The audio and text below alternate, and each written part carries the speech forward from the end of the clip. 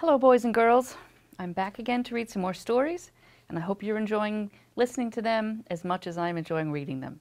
The first story today is called Naughty Mabel, and it's by Nathan Lane and Devlin Elliott.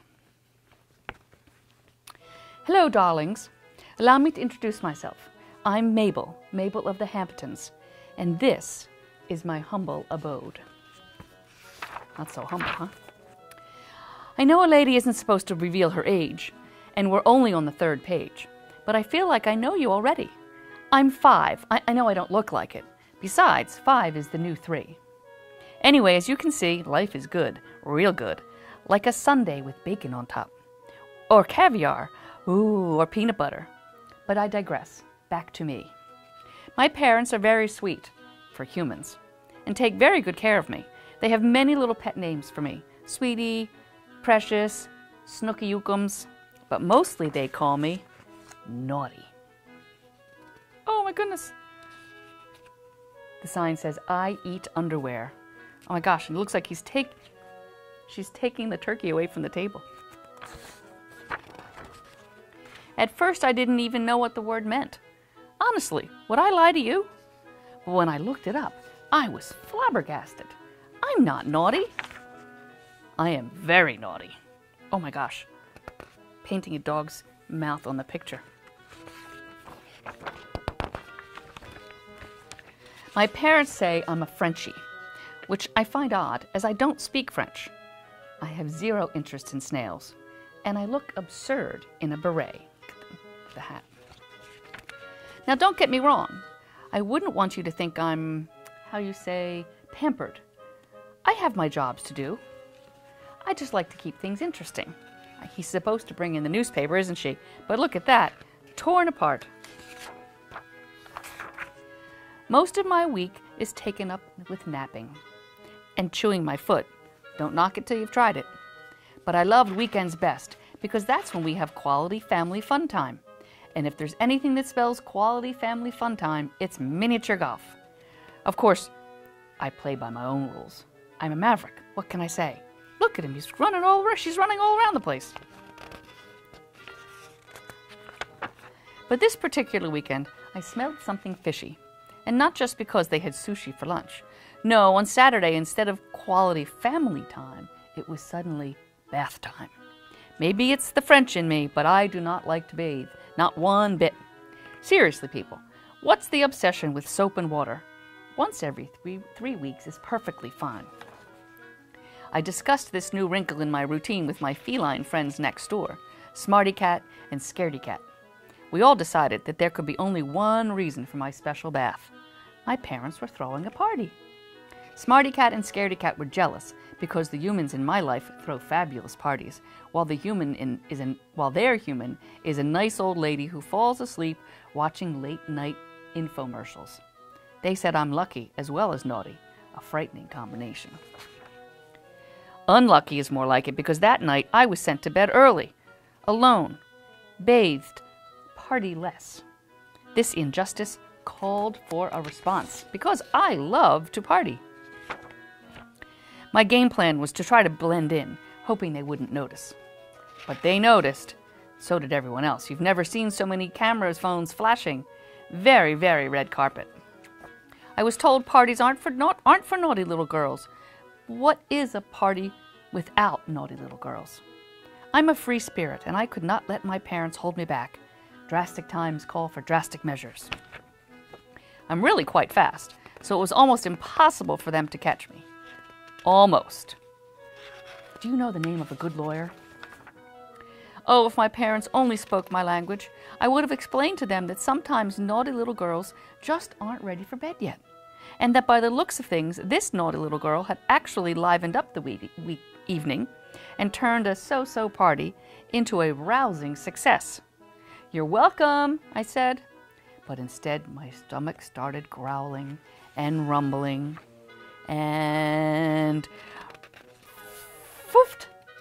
Darlings, in my defense, I'd eaten far too many pigs in way too many blankets, and unfortunately, the pigs had the last word. She made a big poof. Well, I sure know how to clear a room. I guess that was the end of the party. I thought I was in real trouble this time. But that's when my parents told me that even though I had been very unladylike, they loved me anyway, no matter what. That blew my mind. Humans, go figure. You know what? I think they were glad I crashed the party. They get lonely without me. After all, we are one big happy family. So go ahead, call me Naughty Mabel. My parents do, but that doesn't mean they love me any less, and I couldn't love them any more. But what's Mabel doing now? She's snoring in their bed. The end. Naughty Mabel, that's some kind of a naughty dog. Oofed. Okay, the next one is Linus, the Little Yellow Pencil, and that's by Scott Magoon.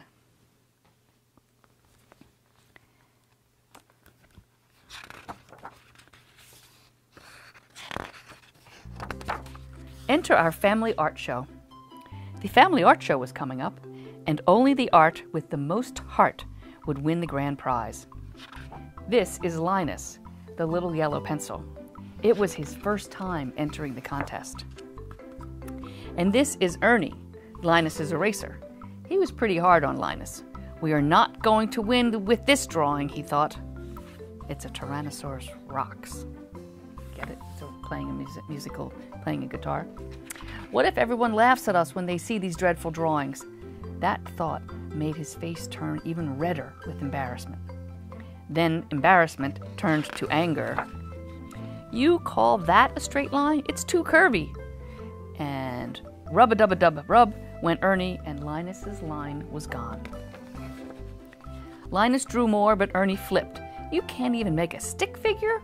Oh, I don't know, said Linus. I like this one. No, trust me, said Ernie. So Linus tried again and again, but it was no use. Ernie didn't like a single mark Linus made. Rub-dub-dub-rub went Ernie, and Linus's lines were gone. Soon all of Linus's drawings were gone. How could they enter the contest now? Linus watched from the sidelines as his family prepared for the show. He saw Brush paint her art proudly, freely, and happily. Must be nice to brush those cares aside, he thought, bristling with envy. Pen produced wonderful and surprising things for the show. Think ink, Linus. And crayons created colorfully. But because Ernie doubted him, Linus began to doubt himself too, and he felt worse than anything. We should skip the show, Ernie said. The thought broke their heart in two. Maybe Ernie's right, Linus sighed. Maybe I'm not an artist. I should stop drawing. Maybe Linus is right after all, Ernie sighed. What if I'm ruining everything? Frustrated, Linus and Ernie were drawn to the very edge. But at that edge, Linus saw a cave. Feeling dull, he went inside and saw something in the darkness there. You see the cave? What, you know what this is, right? It's a pencil sharpener. Who are you, Linus asked the thing in the darkness. I'm a smudge, the thing said. You look a bit worn down. What troubles you? I'm no artist. I'm going to quit drawing, Linus said. I was once part of many pencils before you, Smudge began. You might say you are of my lineage. But look at me now. I am truly unable to draw. Instead, I wait in here in the darkness. But you, there is still time. You must go on. But Ernie, he's my eraser. He really rubs me the wrong way. Let the eraser erase. It's no matter, Smudge said. Find your path by drawing. Now go. Get that lead out. Linus burst from the cave, feeling sharper than ever. And just like Smudge told him to, he started with a squiggle, a scribble, and then a smudge. An idea blossomed in Linus. Erase just a little, Ernie, Linus said. Hey, something new, said Linus. I like it. Me too, said Ernie. Rub-dub-a-rub. Now the lines were Linus's and Ernie's. Linus was inspired. They drew wildly and joyfully together. It was the most fun either one of them had ever had. Welcome to the family art show. Until at last it was opening night. Everyone was there. The line to get in went around the block. Linus and Ernie's work drew a crowd. Their work had the most heart. Remarkable, said the crayon. Linus and Ernie lined happily ever after. And the blend. So what they did was they blended pencil lines with eraser to make it kind of smudge and softer in the way it was drawn. I love the fact that Linus and Ernie worked together, drew lines, erased just a little bit, and found that they had the most heart. I will see you soon. Have a good day, and thanks for watching.